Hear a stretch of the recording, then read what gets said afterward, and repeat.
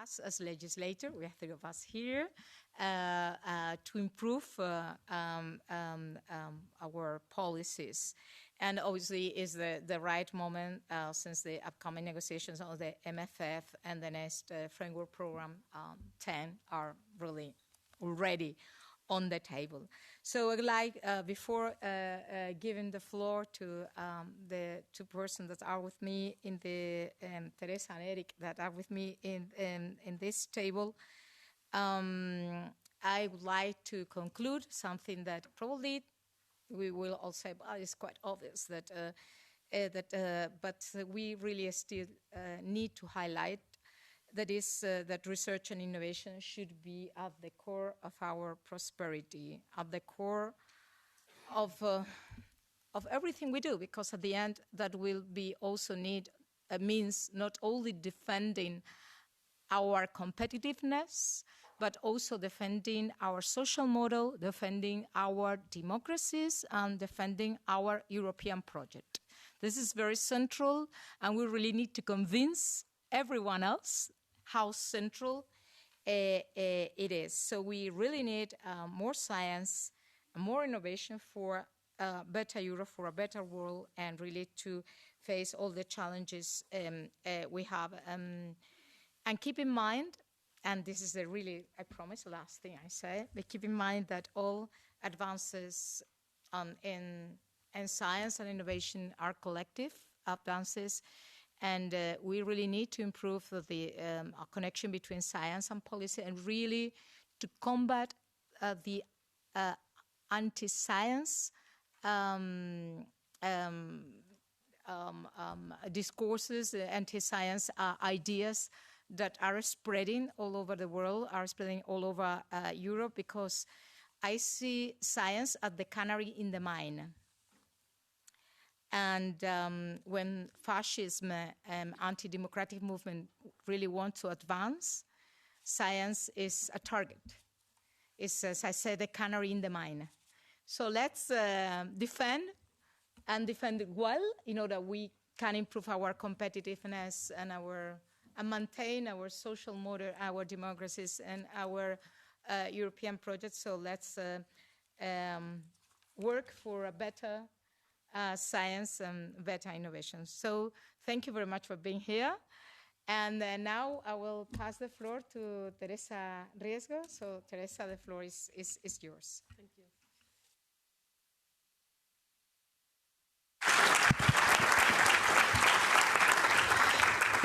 Thank you very much, Lina. Thank you very much, Eric, for inviting me.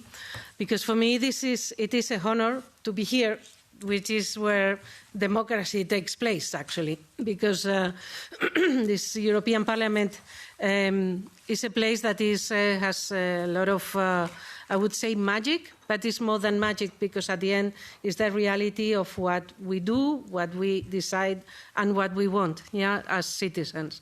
So for me, it is very important to be here. It's my first time on the other side, so I'm very, very glad to be here. And another thing is, I'm particularly glad to talk about the future European research and innovation policies in Europe. That is something that is so important for us, so critical for us, and I think it is the moment. So I thank very much Zabala and all the organization and Lina for organizing this in this place. I would like also to tell you how is the situation in the transition that we are living in this moment. I think on the one side we have the possibility of having these people that are saying no to science because of particular, I don't know, interests or something like that. But evidences are there, so we cannot deny them. So this is something that Lina has already said, but this is very important. Second thing is that science by itself, it's very important because it generates new knowledge. But we need something else. We need that this science and these results return to the citizens, return to the population, to all of us. Because at the end, it is very difficult if people that are investing money in their taxes cannot see real results, and the real products at the end have to be bought in another place. So we need innovation for that. We need innovation and we need industry for that. And this is very well conceived, and everything in those reports that have already been mentioned and that we mention all the time. Yeah? I think it is extremely important for Europe, and I think it is there is a big opportunity in Europe that is a continent full of knowledge that is generated here. We have a big opportunity of having industry that is based on this knowledge. Industry, and of course, the path from the industry to the, from the knowledge to the basic, from the basic knowledge to the industry is not a direct or a straight path. It's something that requires a lot of different things, a lot of policies, and a lot of financing sometimes. That is very important that we, the politicians, we, the governments, are there to solve this difficult and this not a straightforward path that we have to keep. And we talk a lot about, in many of the meetings that we have here in Brussels, with Yanis, for example, about this idea of knowledge valorization. And we think that there's a lot of things that Yanis will may say this afterwards. But it is something that we really need to think about it.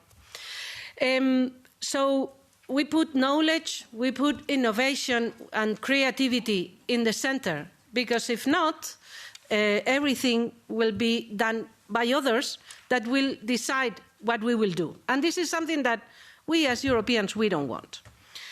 Something that I would like to say also is that this I would say science-based innovation, may I call it this way, is not just a question of being, you know, in a very nice place with a yellow place, and then, no, it's not a question like that. It's something that has to be firmly based, because this is what changes the world. Yeah, and we are talking about the big challenges that we have to decide. We have big challenges. First of all, as you said, is our way of living, our democracies, our we have to preserve that, because if we lose it, we are lost. And we in Spain, we know that very well. Second thing is that we need to put this knowledge in the center to solve problems like the climate change or the digital transition that is done in a fair way, like the health problems, particularly new diseases or diseases that we have there, and we want to go against them, but also the sustainability of our public health system, that is another important thing in Europe, and also everything related with our strategy, with our autonomy, strategic autonomy that is very much conceived, and I know that you will talk about this very much afterwards. And for that, we need, again, knowledge, creativity, innovation, but also industry that comes after that.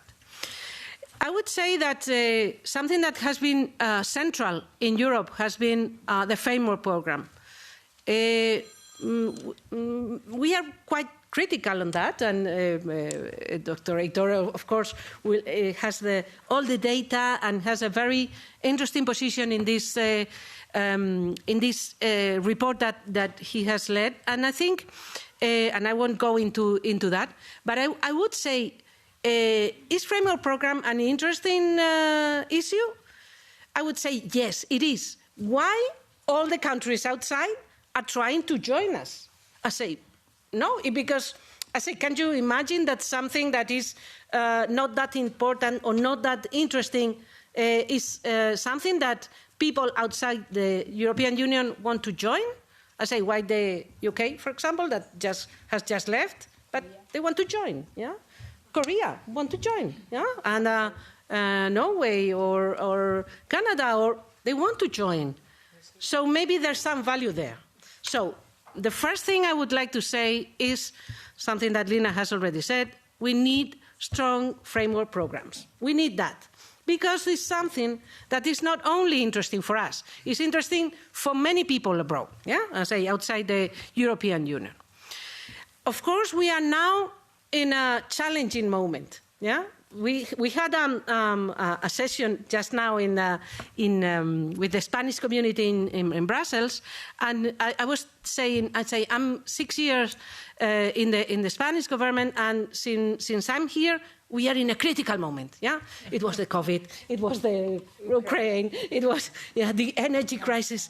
Oh my God! We are in a critical moment. Now we are in a critical moment again. Challenging, I would say, not critical, because critical maybe is too hard. But we are in a challenging moment, so we have to think about it.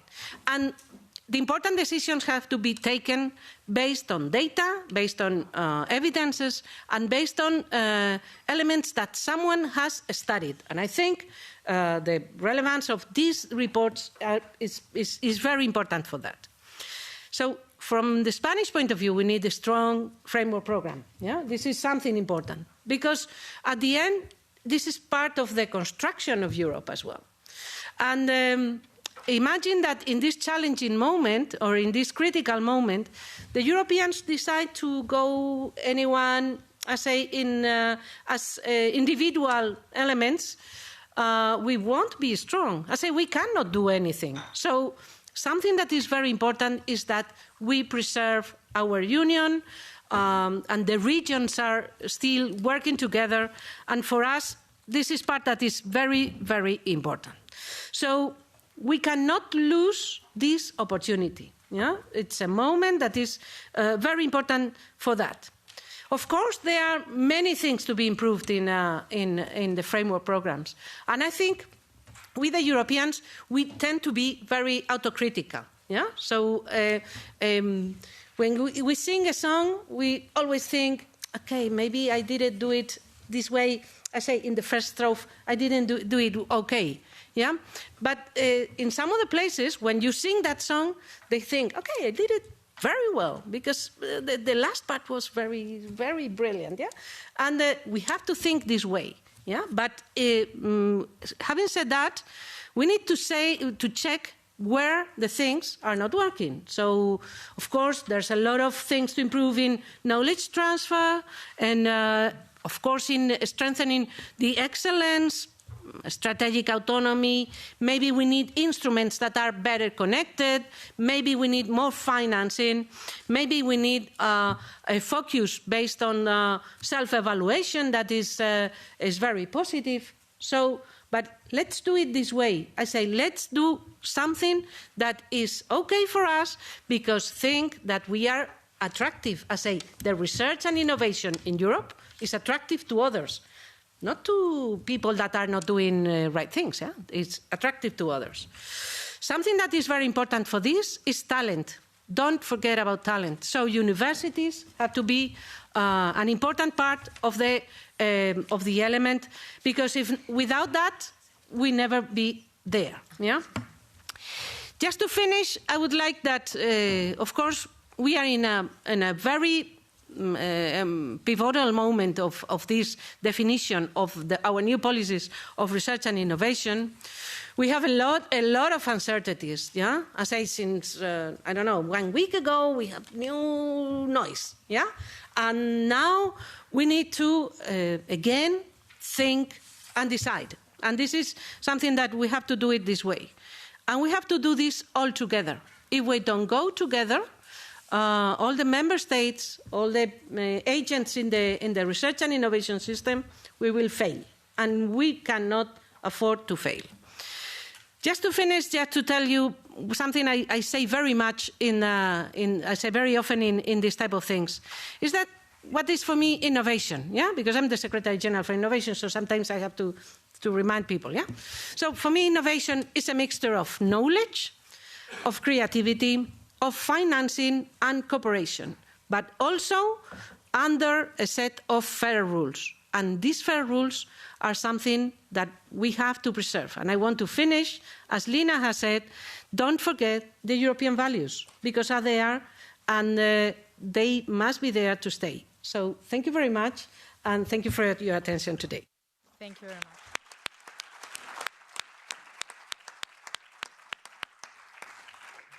Thank you, Teresa, for such inspiring words. And now I would like to give the floor to the soul of this project and the soul of this event, Eric Zabala.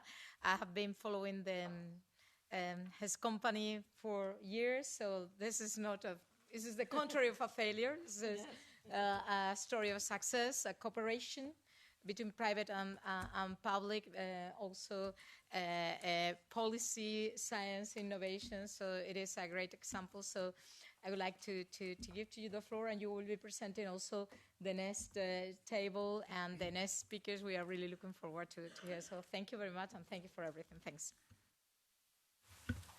Well, thank you very much, Lina.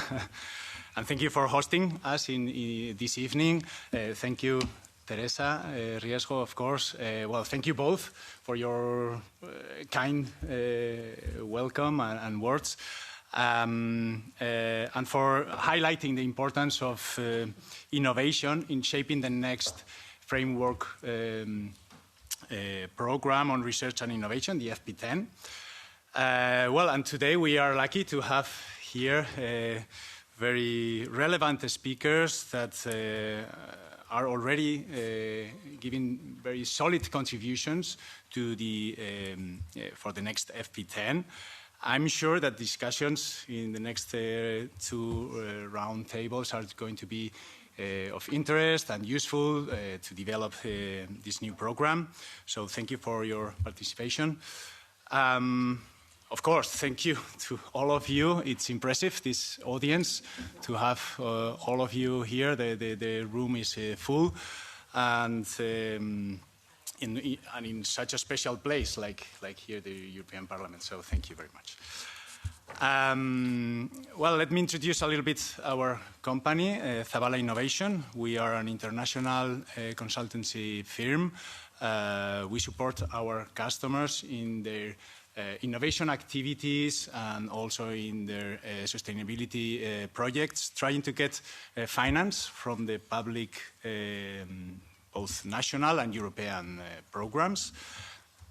Right now, we are 550 professionals in our offices in Spain, in France, in Portugal, and also in our office here in Brussels. We have 30 consultants here in our office in Brussels. Well, during the last years, we have been supporting more than 250 proposals per year, led by our customers, and our success rate is well, close to 40%. It's well, we are very proud of this figure, right? But well, why are we here today? What is the objective? Well, as Lina and Teresa said, well, the new European Commission faces a context of significant challenges regarding competitiveness.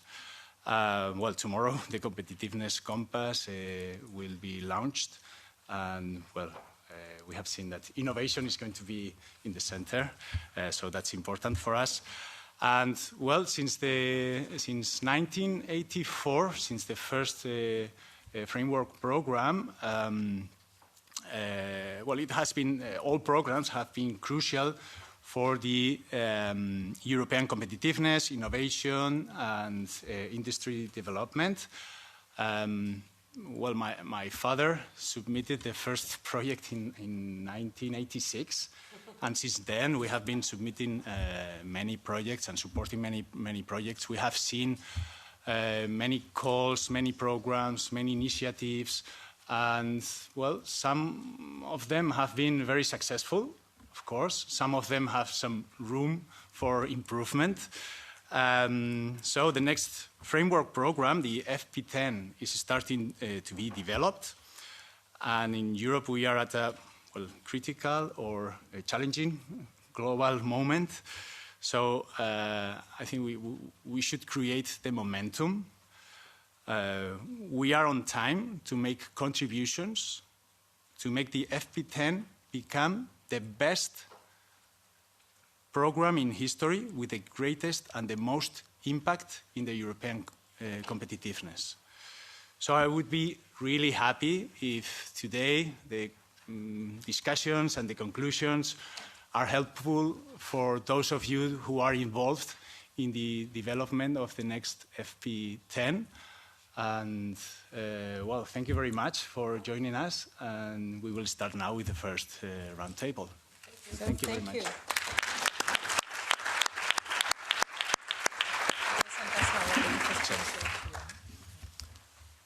Okay.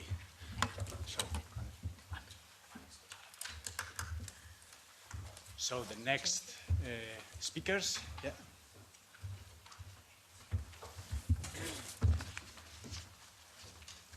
Let's see, how can we sit down here? This is, I'm going to sit here.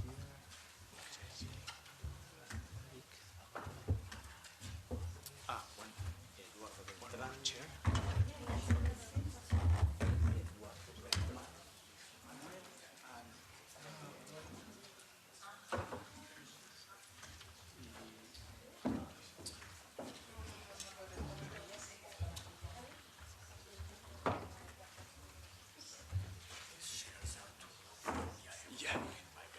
This is high. This is higher. Really? Yeah. This is low. If you just check.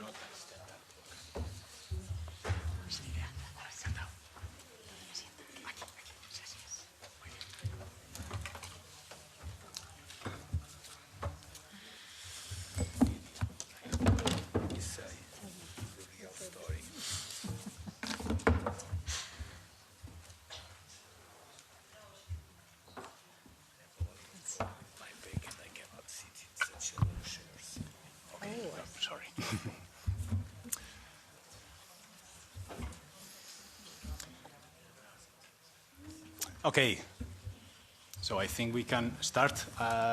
We are a little bit late, so let's see if we can go agile with the questions.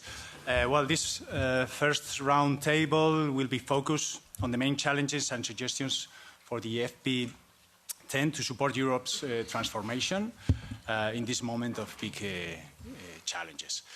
As you can see here, we have very good speakers. So thank you very much to the four of you. We have Dr. Manuel Aitor, Chair of the Expert Group on the Interim Evaluation of Horizon Europe. Thanks a lot for coming and joining us. Dr. Lydia Borrell-Damian, she's Secretary General of Science Europe. Thanks a lot also. Eduardo Beltrán de Nanclares, Director of Innovation and Technology in Mondragon Corporation. Thank you very Thanks much. for joining. Okay. And Émilie Mercier, European Projects Director in EDF, or Électricité de France. Thank you very much for joining us. So, well, I will start with Dr. Aitor. Well, in Zabala Innovation, we manage a lot of projects, and we see the importance of the cooperation between industry, science institutes, universities, and public entities. So how do you think science and industry can collaborate so that they have the same vision on key sectors for Europe? Thank you so much, and thank you, Lina, for organizing this, and above all of you for coming to this session. Certainly, I want to answer based on our analysis, which was 1 year of work, and it is clear here that I do not represent the European Commission. I share a group of independent people, and I will speak by myself. But I would like to answer to you by understanding our report 1 week after the new US administration and almost 2 years after the Russian invasion of Ukraine in 24 of April 2022. And that should be understood, mainly because we know more and more that Europe is the most reliable partner and one with the best efficiency of output spared the resources involved. We certainly know that our democracies and values need to be strengthened, and we clearly acknowledge that there are improvements and changes to be made. And I'd like to answer your question with three messages. My first message is that the trend in the political debate, week after week, is to give priority as defense as the major driver of European competitiveness in the coming decade. And we acknowledge that the new linkage between defense and space is very much welcome and is a need, but it will succeed as a competitiveness driver if research and innovation is really coming to the centrality of our societies and economy. And again, we try to explain that that will only happen with a strong framework program providing a portfolio of different incentives, particularly to tackle competitive excellence, industrial competitiveness, societal challenge, and the building up of European ecosystems. We can go on and on this, and I believe that you have our recommendations. My second message is that, actually following Lydia's intervention, we need to address young generations. And we should really understand the increasing polarization, political polarization of our societies, with actually more and more populist movements, in many cases supported by young adults. And therefore, the concentration of the young generations will require, in our view, as we report, a program, Choose Europe. We need to turn the current European brain drain into a brain gain by engaging every single young adult on research and innovation. And this is our obligation to prepare the next generations. Following our report, the CESAR network, the main European network of universities of science and technology, ORLA, is here, has published a unique report, the CESAR Survey 2024, which certainly is available, that after the Science Europe report of 2016, in my view, is the most comprehensive survey about the way how to turn brain drain into brain gain, to critically look at research careers. And it is proposed an easy instrument. We have a co-fund mechanism currently under the Marie Skłodowska-Curie actions, which have not been enoughly funded, that could be and should be enlarged together with industry and with national and private funds to really develop research careers in Europe, with this goal of preparing and engaging future generations for the years to come. And we have a unique opportunity, 1 week after the new Trump administration, to really launch Choose Europe. Choose Europe. Come to Europe and make Europe the place for the future generations. Last but not least, my third message, apart from the defense as a competitiveness with more research and innovation, the Choose Europe to protect and preserve the young generations, my third message is to take risks, to take more risks by more and more accepting failure as a step towards success. And we know that we live in times of an accelerated rate of technical change, where, for example, over the last 4 years, we have now data that most of our startups have driven from fundamental science in a very short period of time. And therefore, we now have the evidence in Europe of the need to strengthen fundamental science, and we have a unique instrument, European Research Council. We have, over the last few years, developed a new very powerful instrument, the European Innovation Council, to promote startups. But we also have identified that we need scale up. And for scaling up, we need to test new assessments and funding instruments. That is the reason why in our report we propose the Commission to launch an experimental unit to reduce time to funding. Zabala is here to reduce transaction costs and to really better provide the conditions for the scaling up of disruptive innovation through startups. Again, this will be a stepwise process which needs to be experimented, and that is the reason why we propose an experimental unit, step by step, so that in the coming 3 years we should be better prepared for the next multi-annual financial framework program. I hope that I answered to your question with these 3 messages. Perfect. Thanks a lot, Dr. Heitor. Inspiring. Okay, well, Dr. Borrell-Damian, well, following with the ideas of Dr. Heitor, what do you consider to be the main challenges of science in relation with collaboration with industry and the alignment with the European policies? And how should the next framework program support these challenges for science? Thank you very much for your question, and thank you very much for the invitation to this important event. I am honored to be here, and I am honored to speak right after Heitor, whom I know for many years, Manuel, whom I know for many years, and I thank you very much for your leadership in science. Of course, my thanks also to Lina Gálvez for his support to science, and I would like to think that we are in good hands when we are with you. So thank you very much for your great support. I am speaking on behalf of a community of national research funding organizations and national research performing organizations in Europe.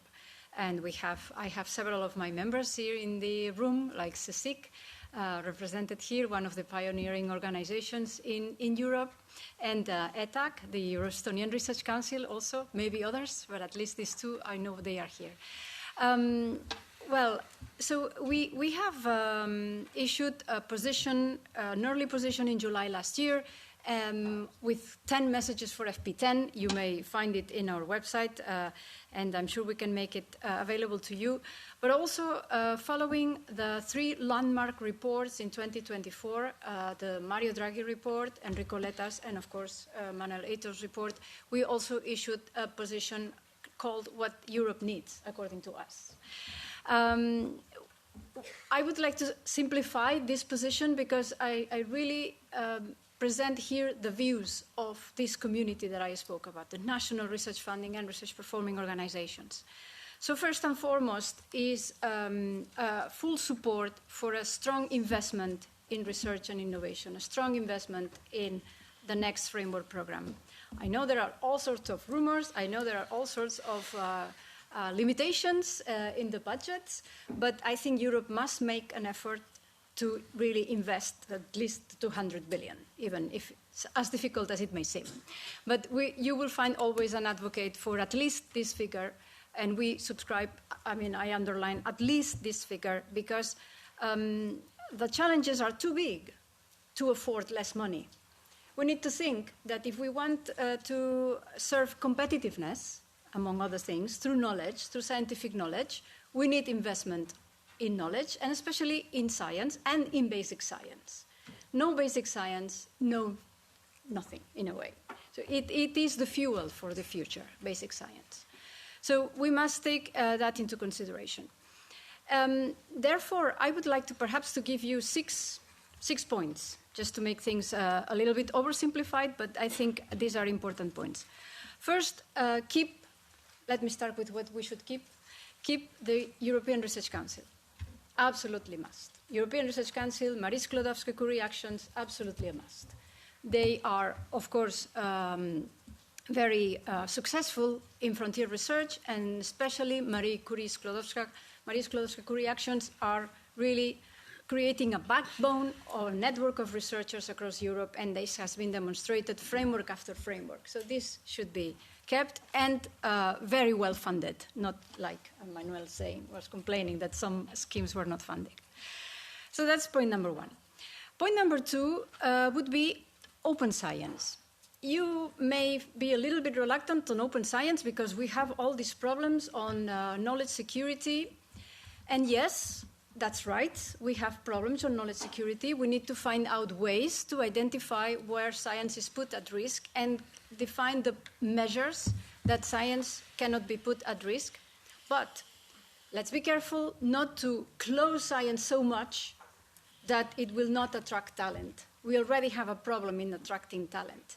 If we make science even more closed, it will be even more difficult to attract talent. So let's try and define what is really at risk so that we do not make the whole science pay for the risks of some projects. So that would be a second point. A third point is about Europe, Europe itself. I fully subscribe the words of Manuel. I would add that research and innovation, being such an important backbone of Europe, needs to close the innovation gap, the research and performance gap. Because you may have in your hand this nice figure that those countries that invest the most and most performing in relation to those that invest the least and less performing, there is almost a 3% difference. This gap needs to be closed, of course, not at the expense of lowering the investment of those who perform best, but at precisely to helping those who invest less to invest more. That is very important. And something that comes very strongly from our community, especially those in the widening countries, they don't like to be tagged as widening anymore. Let's try and come up with a term that is more positive, more integrative, more than united integration, more than focusing on what separates us. Instead of widening, let's call integration, or another term, but focusing on the policy. Fourth point would be on gender equality, diversity, and inclusion. I think that, as Manuel said, Europe is a landmark of many values, and we must preserve, and not only that, must reinforce the values that we see are so dangerously put into jeopardy in other parts of the world. So let's reinforce in the next FP10 the policies for equality, diversity, and inclusion.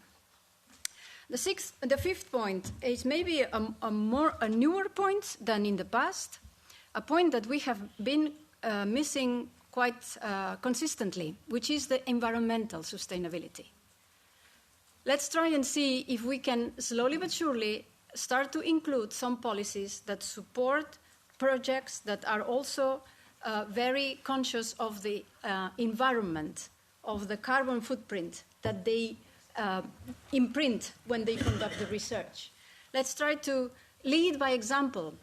We, the research community, who have been so much warning about the climate change and the consequences, let's lead by example. Let's start by us being clean in environmentally, regarding the environment. And last but not least, my 6 points, sorry if I'm taking too long, is about simplification. Yes, I could not say anything else, but there are two simplifications, broadly speaking. One is the administrative simplification. Yes, I think no discussion there. Another is also program simplification. All these with the idea that, in fact, the recipients of all of the programs are researchers. So we need to try and make the life of researchers as easy as possible, as understandable as possible, so that they can perform at their best. And sorry if I was too long. Thank you. Oh, perfect. Very interesting. Thank you very much, Lydia.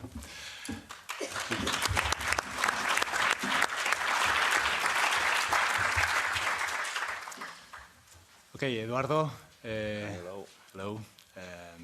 Well, we know each other for a long time, and well, Mondragon Corporation has a unique cooperative business model that integrates companies, research centers, and even financial entities. Well, I know you know very well, or you understand very well, industry challenges regarding innovation, sustainability, digitalization. So how do you think we should shape the new FP10 to address these challenges? And well, and do you think that the Pillar 2 has to be reinforced? Yeah, okay. Well, thank you very much, first of all. And okay, well, directly, as Eric said before, so Mondragon Corporation is a group of cooperatives. We are very active in the framework program, so we present more than 150 projects per year. So and we have more than 70,000 workers, so we are a big group of cooperatives, and but mainly industrial cooperatives. So really, I'm going to, well, take into account that we have here some legislative leaders, so I'm going to take advantage of the time just to launch some key messages.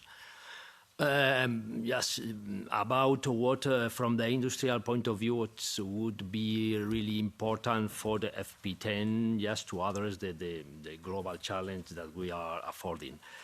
So first of all, just consolidate the PPPs, consolidate the partnerships, just to have a fluid channel to launch our needs to the European Commission is very vital.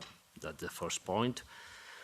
To have a specific programs for industry, just taking into account the industry, it's not only big companies, but also SMEs, and okay, some programs just to support this relationship along the value chain between SMEs and big companies to incentivize them would be really important. For example, some more technical issue, if we are talking about, obviously, the climatic change, we need to reduce our carbon footprint, for example, and really it's important to have programs that incentivize this reduction, but maybe not being so exigent. For example, I remember innovation funds is something that is asking for reduction more than 50%. Okay, maybe it's too much for several companies. It would be, for example, interesting to have some intermediate points, some other alternative instrument. For example, if we are talking about Industry 4.0 or Industry 5.0, even taking into account the humans in the value chain. So the infrastructure is also critical. So infrastructure, for example, 5G, for example, cloud computing, to have an edge cloud, continuum edge cloud, data spaces, and so on and so forth, is something that, okay, is very relevant to have all this infrastructure to develop the business afterwards. Digital skills for workers, also an element. Requalifications, again, is another keyword to take into account in the program. Resilience for the companies, resilience to be prepared against crisis, to be prepared to have a really robust logistic value chain. So at that point we are talking about flexible manufacturing, so it's something that also is important. But also what I would like to say is that typically when we are talking about industrial areas, some of them appear to be quite mature. That is because we are talking about automobile, we are talking about presses, components, and so on and so forth. But really as the real economy, so this economy produces job of high quality, produces wealth for the community. And according to that, I would ask for allocate, I would say, to increase the share in the budget for Pillar 2, really, in order to really promote this increase of competitiveness for industry. So that's the main messages. Yeah. Thank you very much, Eduardo. Welcome.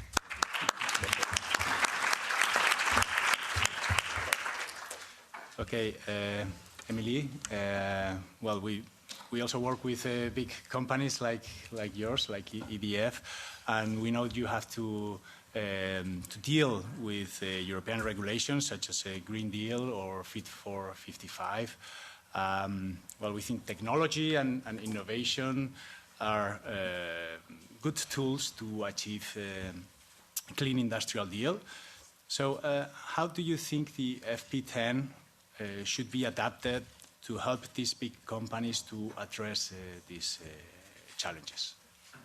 So first, thank you for the invitation. I'm really delighted to be here with you.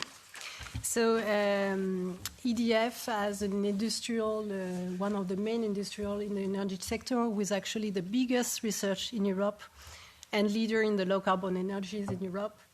We are perfectly aligned with the energy transition objectives of the Green Deal and Fit for 55.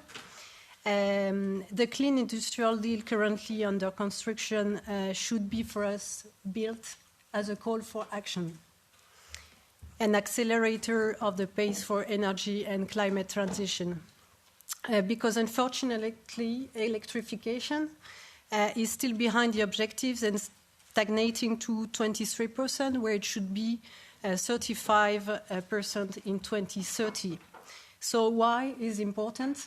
It's important because besides energy efficiency, electrification is actually the main and most efficient way to decarbonize the European economy. So taking into account, obviously, that this electricity is low carbon. So as we used to say at EDF, our priority for Europe are three. First, electrification. Second, electrification. And third, electrification. So yes, technology and innovation are key tools to pursue the road and even place Europe as the world leader in decarbonization. And in particular for electrification in industry, which is one of the top 3 domains to decarbonize in priority with transport and buildings in the EDF Scenarios 2050 that our experts have published last year. So few figures to illustrate. 70% of the total energy demand in industry is for process heating. 80% of this process heat is produced with fossil fuels, which means that's the way to decarbonize industry. And now, roughly half of these industrial processes are actually low to medium temperature. And this domain of temperature are actually very easy to decarbonize by 2030 because we do have the mature technologies or close to be mature. So with the limited CapEx and OpEx through public fundings and other means such as auctions through the Future Electrification Bank, this could actually help scale up, ramp up, deploy these innovative technologies, and decarbonize a significant part of industries rapidly and efficiently. For the rest, so for the, as we say, how to abate and the non-electrificable process, there is still a strong effort needed in terms of innovation and development of next technologies, such as hydrogen process and carbon capture, utilization and storage. So all this illustration to confirm that we urgently need innovation and effort for innovation. And coming back to your question, Eric, how FP10 should be adapted, I would summarize this in 5 points. So technology diversity, value chain, collaboration, simplification, and skills. Technology diversity, support technology diversity, do not exclude any low-carbon technology. We need them all. Value chain, address the whole value chain of innovation in terms of maturity, TRL. It's not time to reduce the support on the last key steps of an innovation development.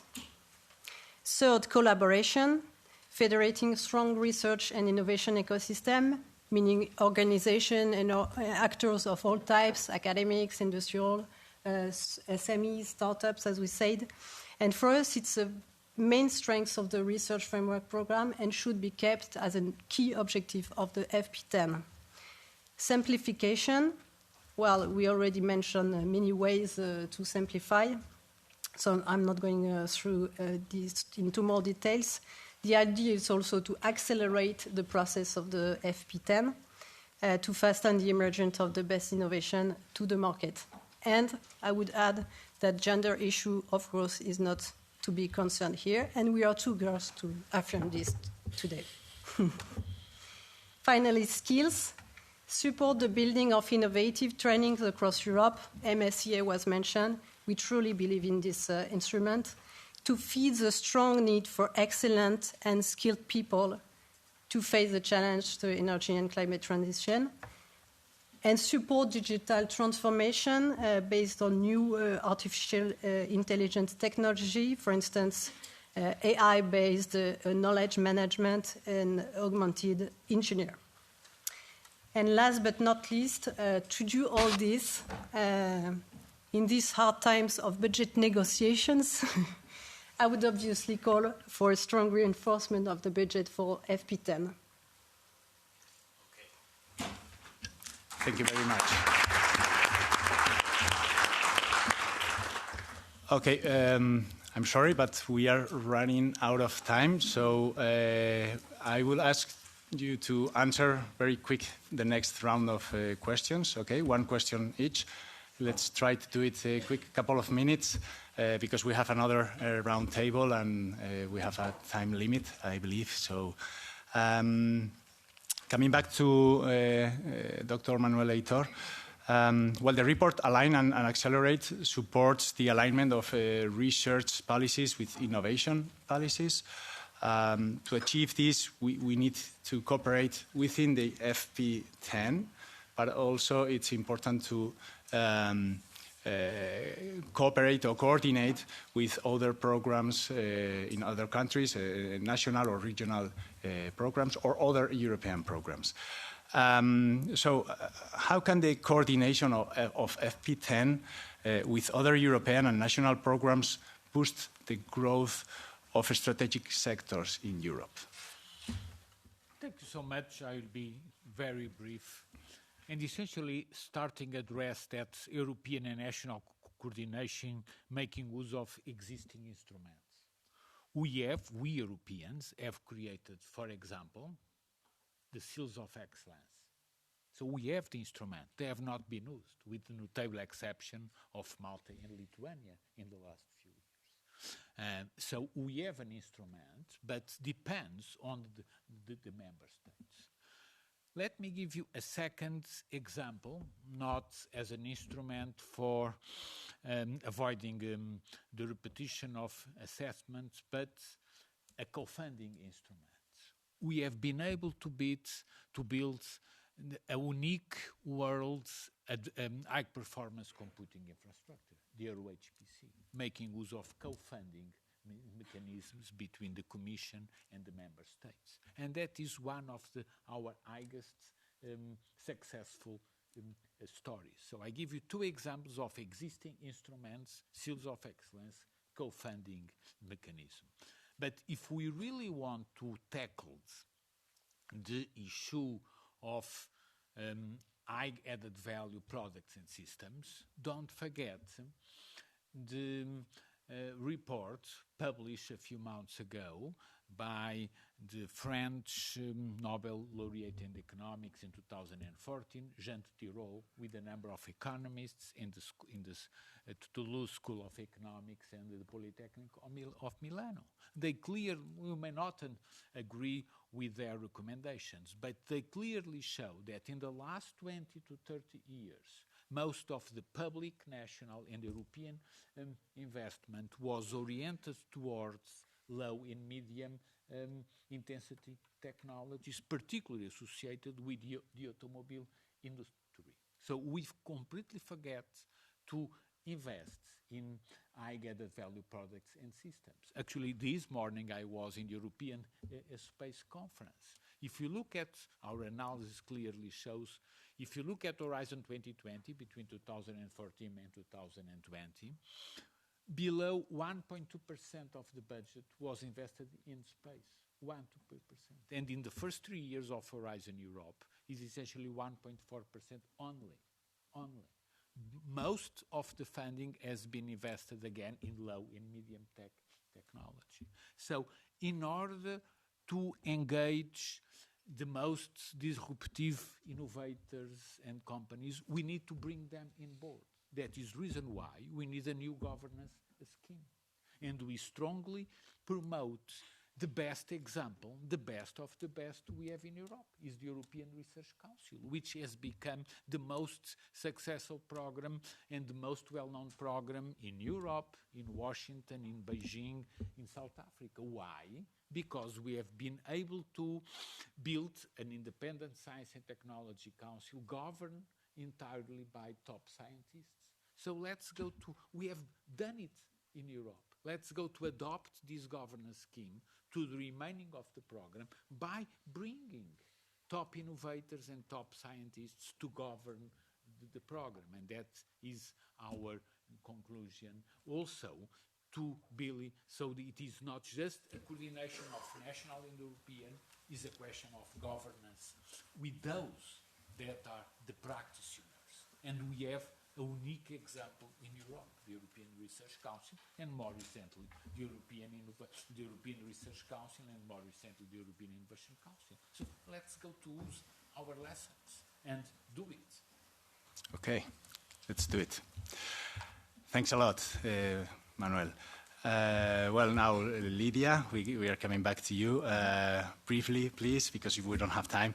Well, do you consider that existing tools like missions and co-founded partnerships are effective fostering public-private collaborations? Yes, let me just say, we brief that one existing tool is precisely the public partnerships that are generated in Cluster 2, in collaborative research. That is, to me, a very good, successful instrument. But regarding the specific case that you bring into the question, partnerships and missions, but to be very horizontal, because we could spend hours talking about them, maybe three main issues. One, clarification on the conditions for participation. Clarification on how can they be more inclusive, because they are such a complex programs that only large actors dare to participate, and they are not enough attractive for small actors. And last but not least, clarification on conditions for good management, because the financial management, because the financial management is very complicated with multi-annual financial years, which adds a complexity to an already complex process. So clarification, simplification, maybe that is the main message. Okay. Thanks a lot, Lydia. Well, talking about simplification, Eduardo, what do you think that FP10 should change or improve so that the industry can participate more in these programs? Okay, first of all, increase the participation. That means decrease the success rate. So that is a problem. So in terms of globality, because if the success rate belows a lot, the program in the end is not so attractive. But taking that into account, that means that if we increase really the number of participations, simplifying the process, we need to start up some fast processes, for example, for screening proposals or something. Okay, just to solve the problem. But apart from that, obviously some key messages from an industrial point of view, it would be good to have, for example, at the beginning of the value chain, some programs for funding explorative projects, some vouchers, for example, for innovation, something when you have not cleared the idea at the beginning.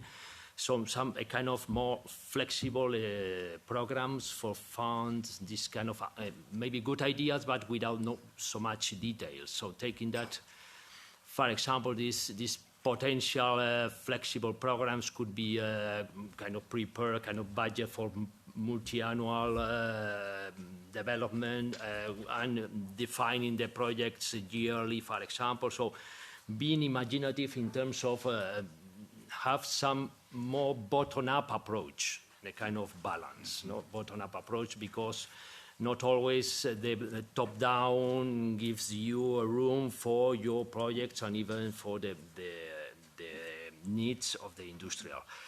And apart from that, some specific message, for example, would be good. The tenders, the funding and tenders portal include other programs, Interreg, COSME, and so on. So everything would be good to have in one only portal, for example, and even other instruments like for example, the KICS under the EIT.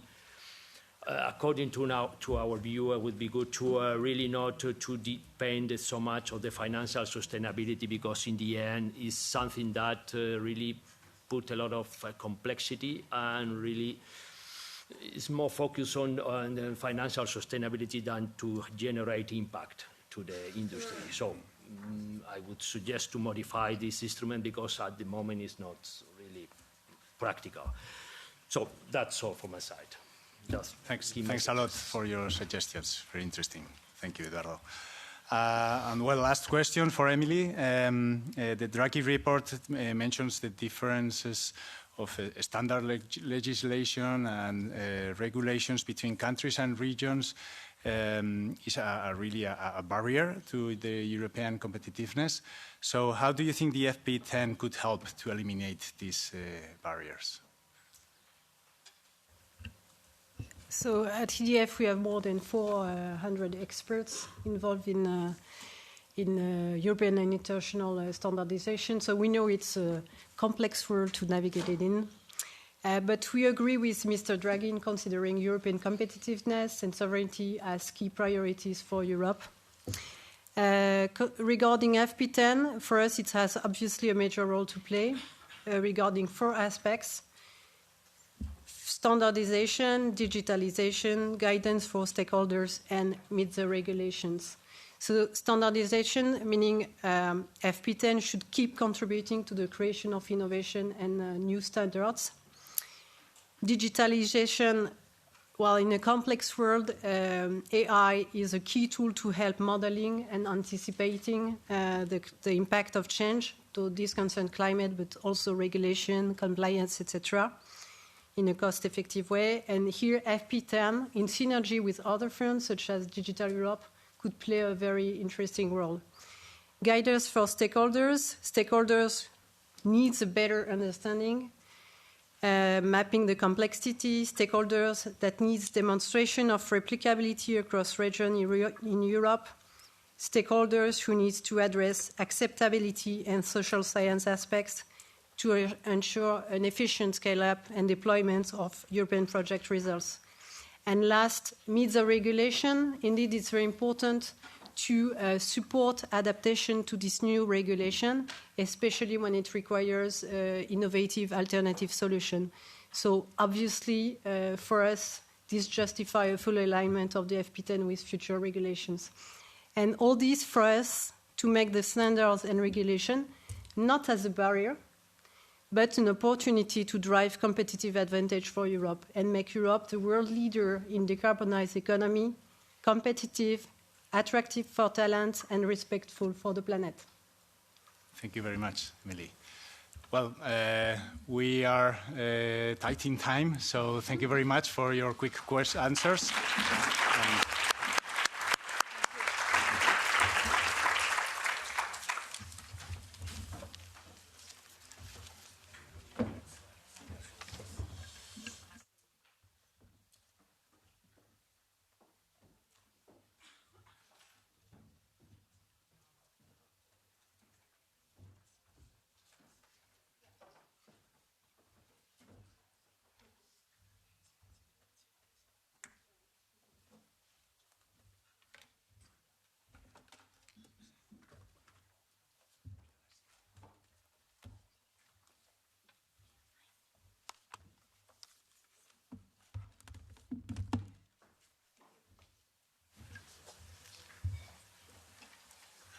Well, good evening also from my side. My name is Alessandro Provaggi. I'm the director of the office at Zabala Innovation. And for me, it's really an honor to moderate such a fantastic line of speakers. First of all, also like to thank Lina, and actually to thank all of you for being here.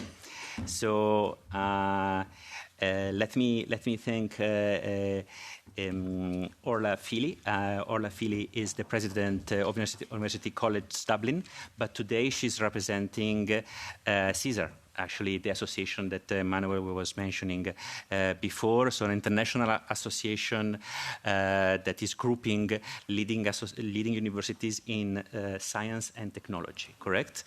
And then, of course, thank you very much, Oyane Aguirre Goitia, for being here, member of the European Parliament and also member of the ITRE committee.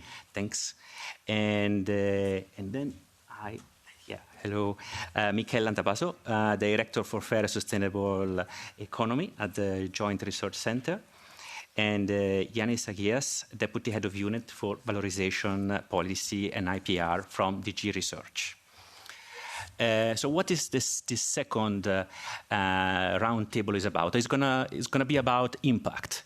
Well, you know, maybe the ones that among you write European proposals, you know that impact is actually the most important part. And also for us at Zabala, we do really believe that R&D is the engine of industrial transformation. And this is why also we are happy that this is something that is more and more consensus about.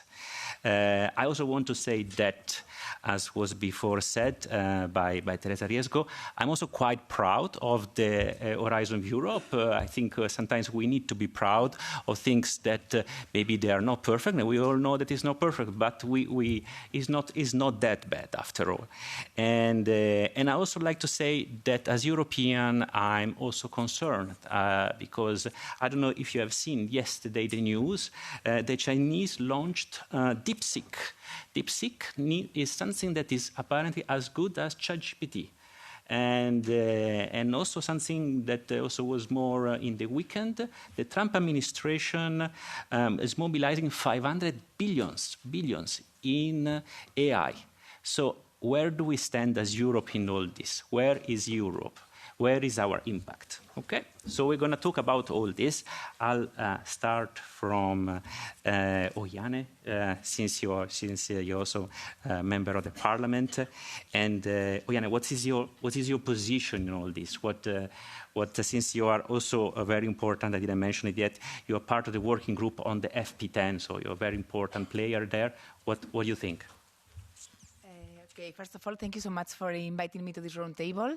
We've got a deep knowledge about the topic, so maybe let me be humble and more political. As a member of the European Parliament and representative from the Basque Country, a region that has long been at the forefront of industrial innovation, I am really committed to ensuring that the next framework program, the FF10, reflects really the impact and the importance of balancing industrial growth with academic research. The Basque Country is an example of how regions can drive innovation when industry and academia are brought together in a symbiotic relationship, and this collaboration has been instrumental, I would say, in the region's success in areas like renewable energy, advanced manufacturing, or artificial intelligence. For us, FF10 presents a crucial opportunity to take this model of collaboration to a European scale. And however, I am aware that within the European Parliament there are divergent views on how to structure this new program. We know that on one side we see a strong push for more industry-driven innovation, while on the other hand there are calls for increased support for fundamental research from other academic institutions. So I really believe that the key to FF10 success lies in striking a real balance between the two pillars. The role of working groups that you have mentioned in shaping FF10 is critical. It's important that these groups include a broad range of different stakeholders, from academic institutions to industry leaders, as well as representatives from regional governments, of course. regions should not only be the beneficiaries of FF10, but also active participants in its design and execution. Today, for example, we held the third meeting of the working group. So far, we have exchanged views with the main stakeholders involved in the program. Today's meeting was a joint meeting of the industry, research, and energy, and also agriculture commissions, to which representatives from professional agricultural associations, as well as the European Institute of Innovation and Technology, were invited. In previous meetings, we have to mention that we have heard from universities and research centers. And in addition to this, we have been working also on the report framework agreements for associations of third countries to Horizon Europe that also have been mentioned before. And in this framework, we have presented, among others, some amendments to strengthen the second pillar, which is where competitive and collaborative and private-public models of research and development projects are presented. And here, and regarding to this, I have a special mention to Mondragon Corporation, because it is a clear example of the best practices.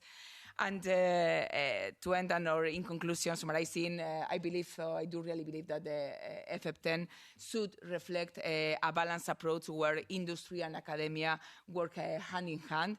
And as region play a central role in the implementation of the European strategies, it is vital that they are involved in the different working groups for the outset, ensuring that the regional innovation ecosystems are strengthened and supported by the program. Thank you so much. Thank you, Jana.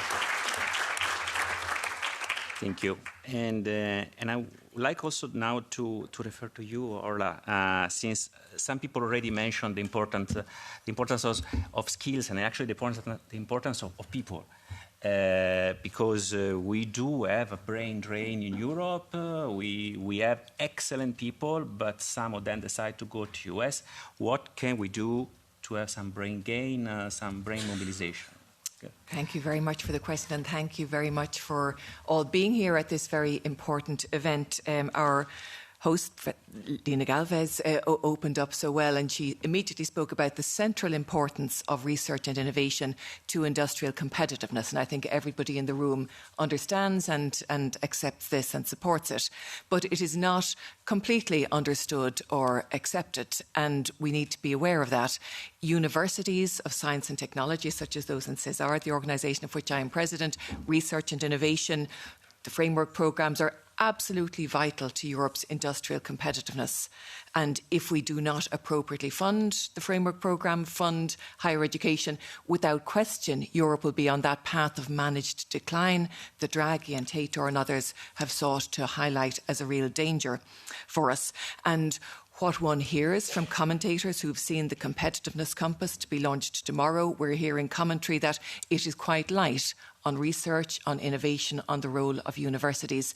And I think we'll all see tomorrow if that is true or not. But if it is, it would be very disappointing, because we cannot have an industrially competitive Europe without industrially competitive research and innovation. So, as I say, universities, research and innovation are absolutely integral to industrial competitiveness because of the ideas and the excellence that we deliver, and also the talent and the skills, as you've alluded to in your question.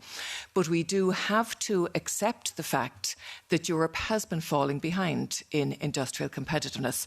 So we cannot expect to go with the same answers that we've gone out with, framework after framework. You know, we need to think a little bit differently, more boldly, about what we might do to support competitiveness in Europe. I think it's interesting to look, you know, when we talk about industrial competitiveness, there are different industrial sectors, of course, here, and different levels of competitiveness. So life sciences, Europe is much more competitive than we are in technology. I think it is technology where most of the focus, and when people talk about our slipping behind industrially, it is the tech sector that people are thinking about most most dramatically. And I think it's interesting to speculate on the reason for those differences. You know, the speed of the tech sector, the agility, the scale, the focus, the nature of the financial investment and the financial return, all of these are very important. So I think it's very important as an overarching point that in FP10, first of all, that we get the appropriate budget. As has been mentioned, last week President Trump was talking about 500 billion going into AI infrastructures alone.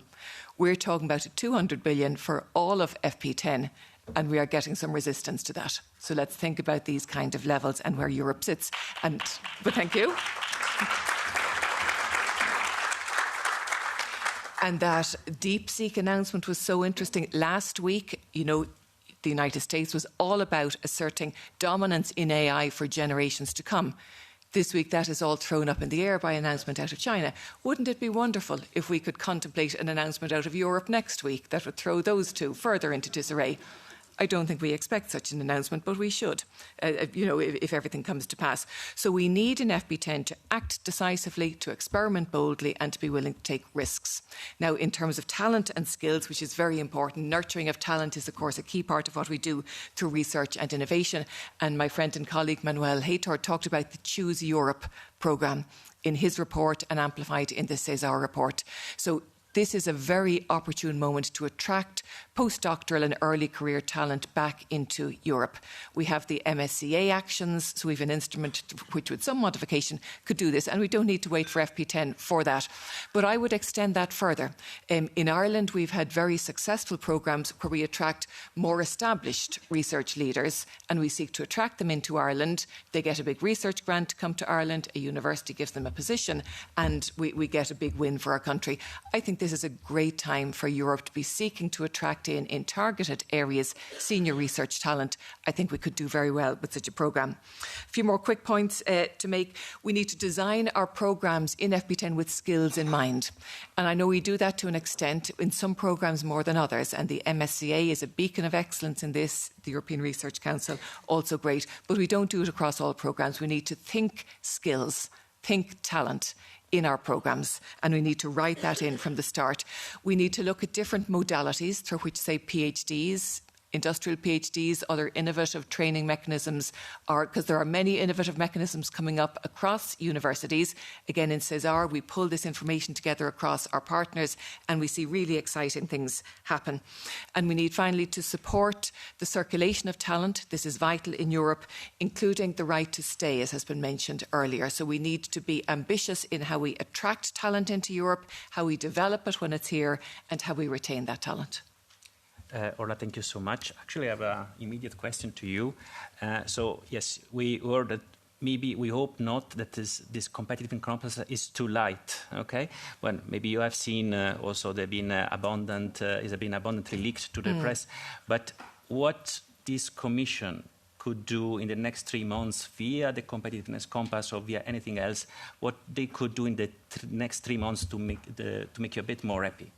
Well, I think if, and we don't know, you know, we'll see what is unveiled tomorrow, but if the compass is indeed light on research and innovation, we can take that as a document and say, OK, this document tells us this, but it needs an add-on. So let's think about what is needed to translate that compass into the research, innovation, into the higher education sphere in order to really, really bring it to life. So I think we can look at this as, you know, it may be disappointing, maybe I'm being too pessimistic here, but let's see. But if it is, then we see that as an opportunity to talk about what additionally is needed and how we can segue what is in the compass into what we need in our system.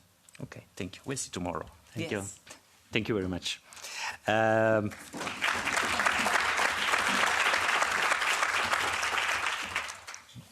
Then I'm moving to the next speaker, Michael Antabaso. As I said before, is the Director for Fair and Sustainable Economy at the Joint Research Centre. Michael, I know that recently a very interesting entity, called Insight, has been established and launched by you, by the Joint Research Centre. Can you tell us more about it? Thank you. Sure. Thank you, Alessandro, and thank you, everybody, for being here. And thank you, Lina, and the Parliament, who is plays a fundamental role in everything we are discussing, in particular money, when it comes to it. But first I want to pay tribute to someone called José Mari, because sometimes we are very modest as Europeans. José Mari is the founder of Zabala. He started in the 80s as a one-man show in a garage. It's not the Californian sun. They have a weather similar to Brussels, but they managed to get to 500 after a few years. So congratulations, Eric. Inside, we are very proud, because inside means innovation center, and everybody talks about innovation, so it doesn't mean much, for industrial transformation and emissions. But what they do, where they do it, and how they do it is very special and can be replicated in other areas. And we need that in Europe. It happens in Seville. This is a bunch of 25, hopefully 28 soon, engineers. They produce secondary legislation on emissions, air, land, water. You know that Europe, in the last 15 years or so, has cut emissions by half. The Chinese, the Russians, the Koreans, well, the Israelis just cut and paste. They just transpose this legislation that they managed to get. And these people do this through a very particular process, which is, if there is something to be copied, is the process. And it's called the Seville process. Seville process means that people in a room like this, very well connected with IT, with our engineers, they meet with the key innovation stakeholders. They federate, they connect these people in such a way that the businessmen, the technologies, and the NGOs cannot get out, except for sleeping and eating, during a period of 3 to 5 days, and they build by consensus, based on science, the norms on emissions that lead the world. The good thing about Inside is that we have added since the summer, because my colleagues have been working for 30 sectors for quite some time, since the summer, now we have added clean tech, decarbonization. Emily was talking about all these technologies that need testing. My colleagues, starting by iron and steel and following by cement, visiting firms, talking to the technologies, meeting up, are trying to identify the technologies we need for the future, speeding up the process for depollution, for circularity, for competitiveness with clean tech for Europe, because we are leading the world on that. And if we strengthen these processes, we can make a breakthrough. Consensus-based, science-based. And let me add a similar thing, because we started that the year before. And it is because of your question about artificial intelligence. Because some people bundle artificial intelligence with quantum, with cloud, with... This is not a technology. This is a paradigmatic change. And it is a pity that Europe, having led the world in scientific publications from 2005 to 2015, as Manuel puts in his report, we are here where we are, hopefully with your miracle next week. Mm-hmm. But the ECAT, the Center for Algorithmic Transparency that we established, leading the world, because the Chinese and Americans followed, is looking at the black box of the algorithms of the biggest 23 multinational companies to protect the European social market model, the European citizens in accordance to the law that we have given ourselves. And these people are working hand in hand with our colleagues in Connect. He's not from Connect, but as if he was. Because it is the regulator. And with that science, technology, knowledge-based information, they can find these companies up to 6% of the turnover. But before that, they have managed already to withdraw a number of not good applications. I cannot say much. But we have to strengthen that. If we want to catch up, if we want to be relevant, AI, we cannot miss this train. And Manuel says it also very well in his report.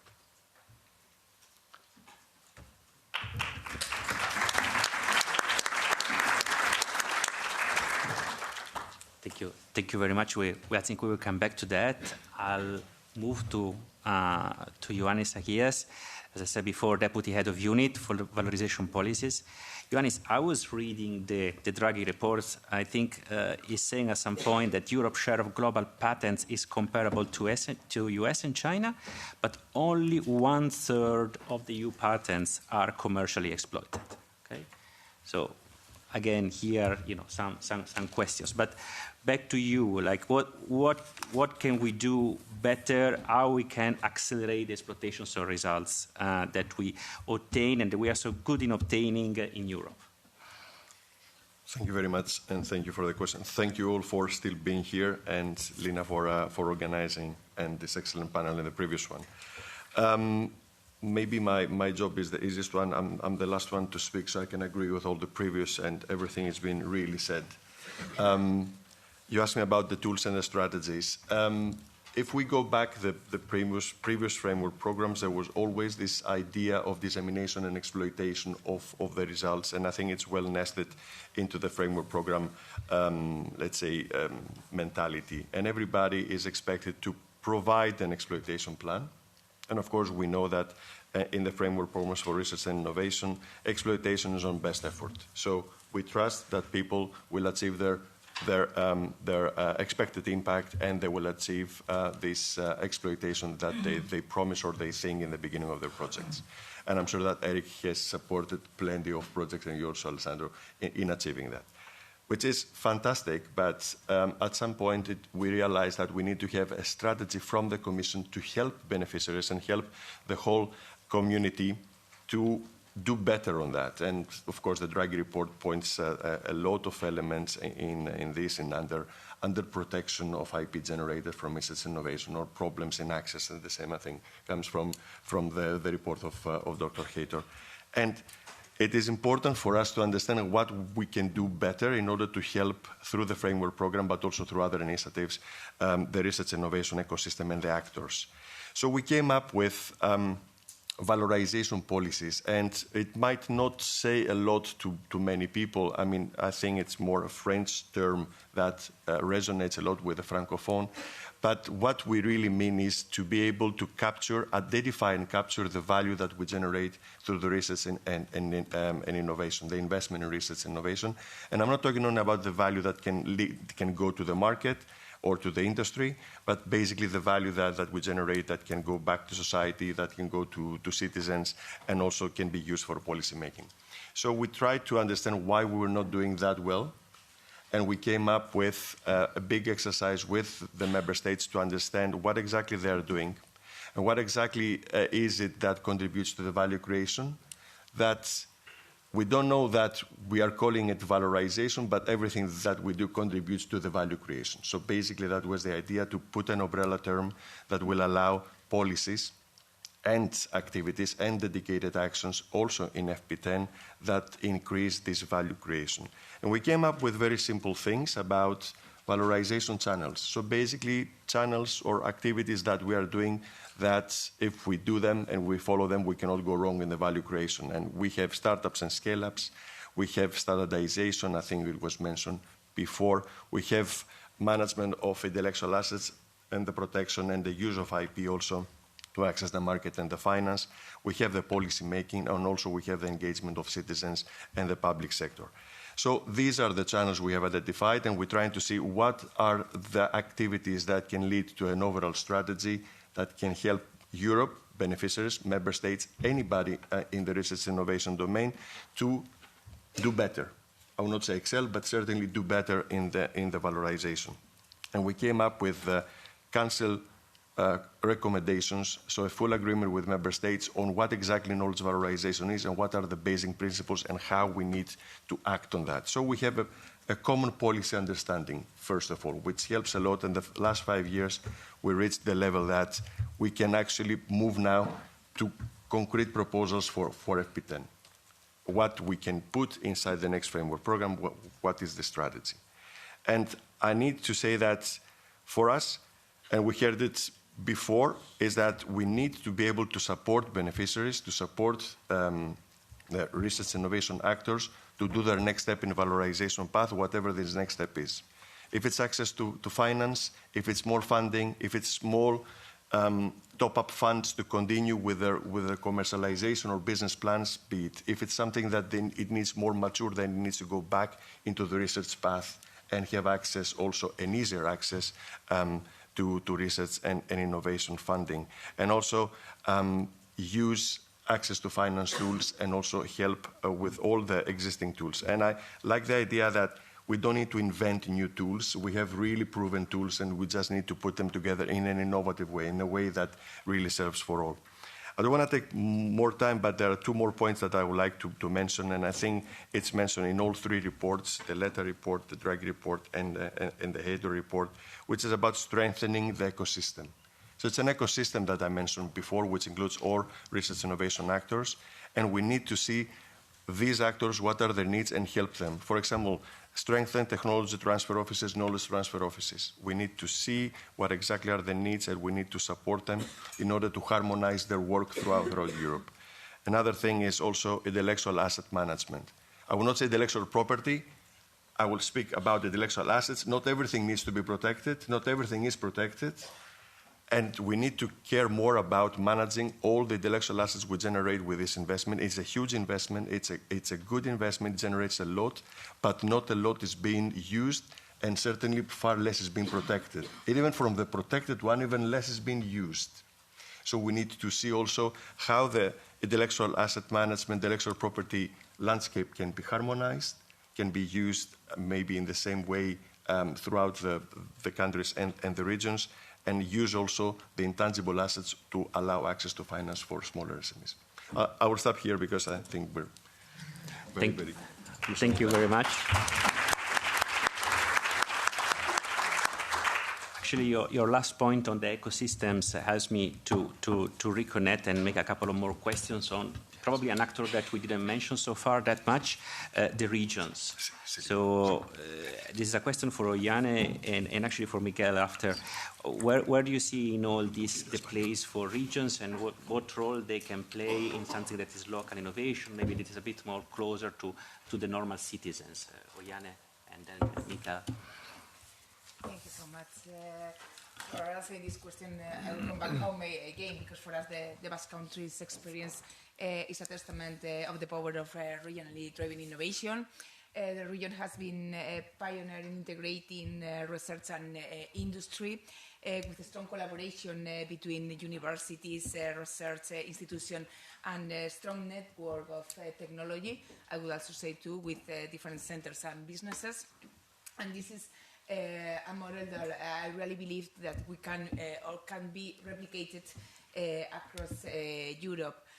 We offer, or regions can offer a laboratory for developing new solutions, piloting innovative technologies, and scaling up our best practices, particularly in areas like clean energy, manufacturing, and AI.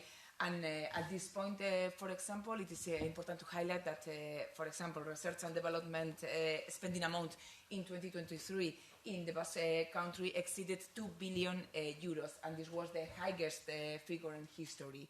So to support this, I believe FF10 could prioritize the creation of regional pilot projects, for example, which could serve as innovation sandboxes. And these sandboxes would provide regions with the opportunity to experiment maybe with and refine new technologies in a real world conditions before scaling them up at the EU level.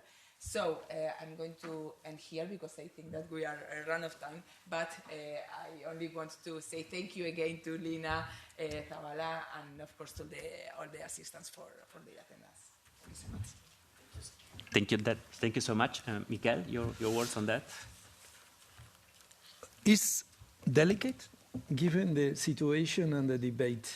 So I decided with Ioannis that I will speak on my own name, not in the Commission name, and based on the research of the UN Research Center to the extent that this is relevant.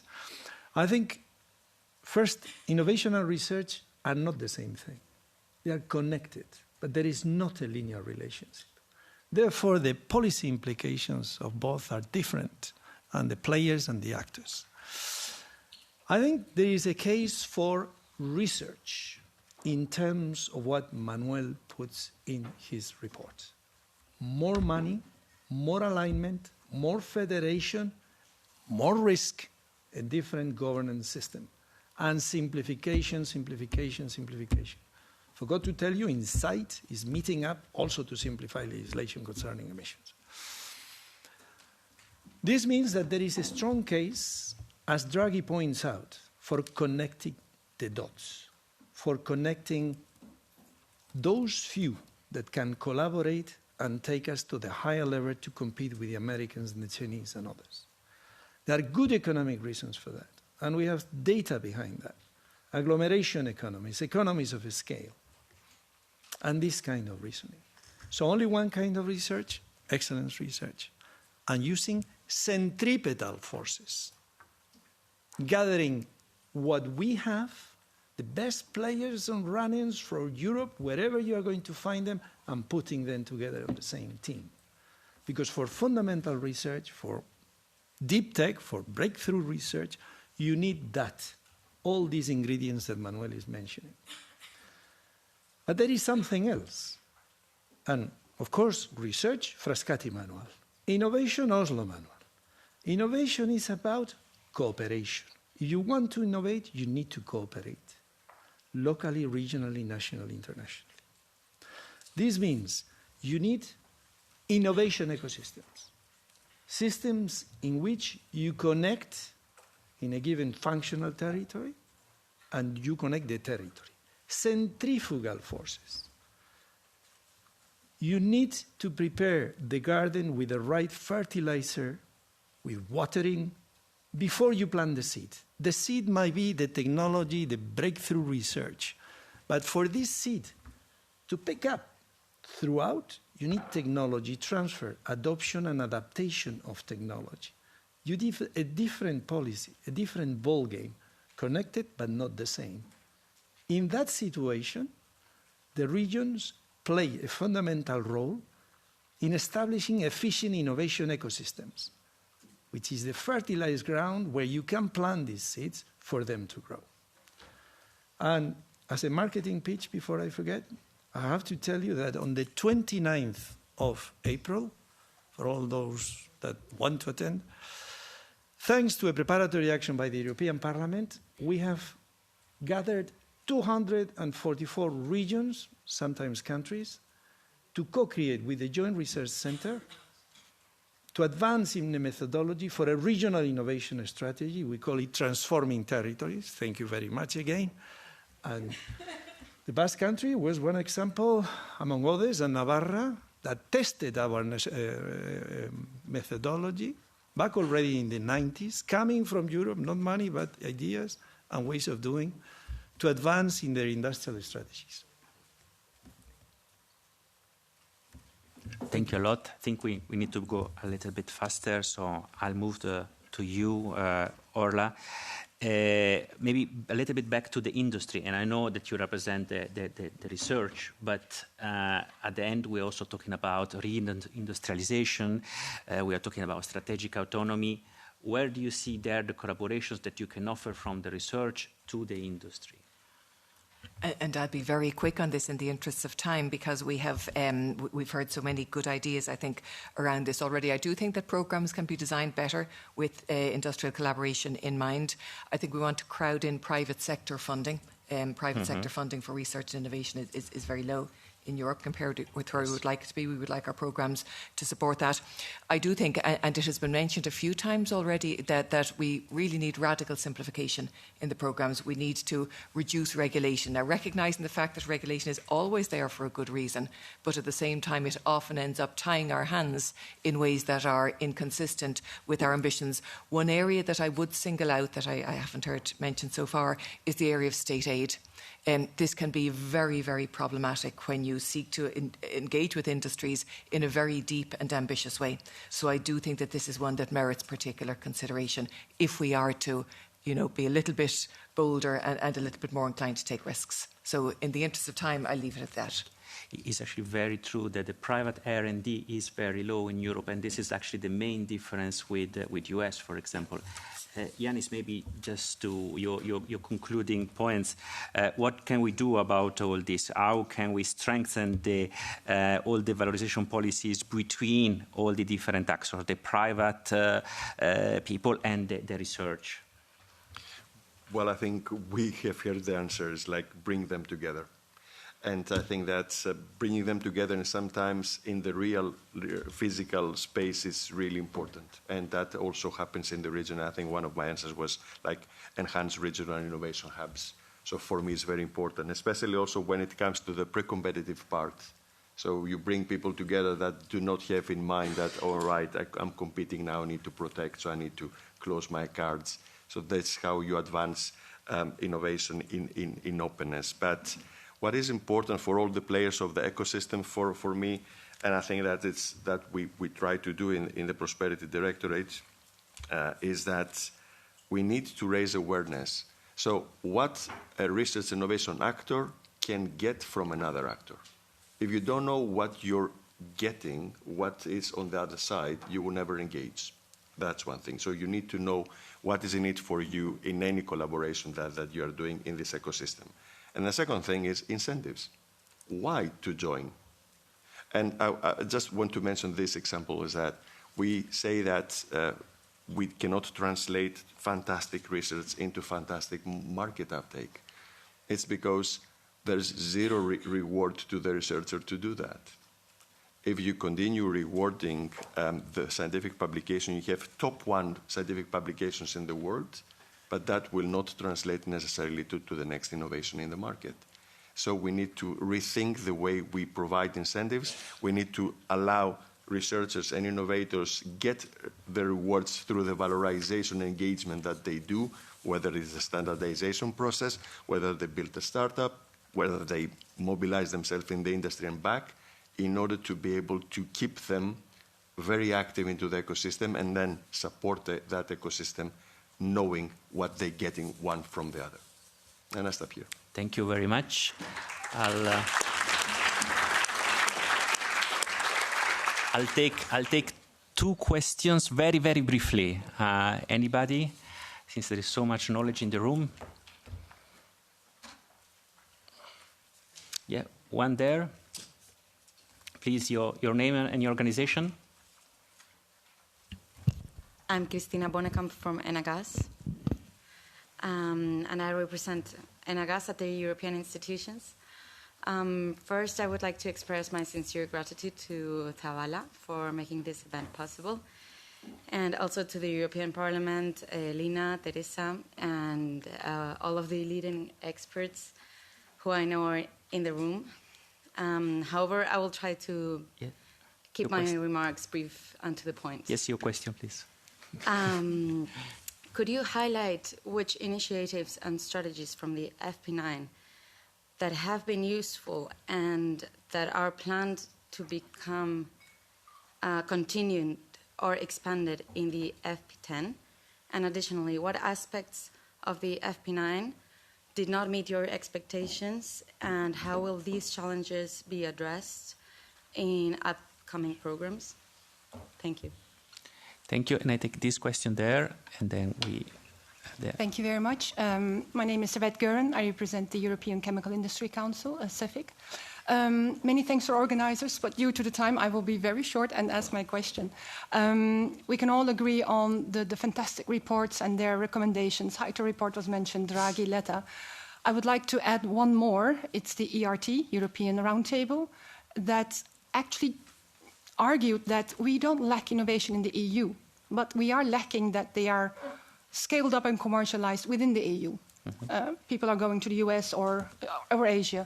So I would like to have your views. How can we then focus or have a special program that is addressing the challenge of that we're losing the good ideas to outside? So how can we have appropriate and adequate de-risking tools to help have the scale up here in Europe? Thank you. Thank you. So if I can have your 20 seconds reply to to basically what you didn't like, what would you improve, and how would you de-risk, improve risk mechanism? Start with you, please. Okay, 20 seconds. In relation to the talent, yes, the brain drain is very real and very negative for us in Europe.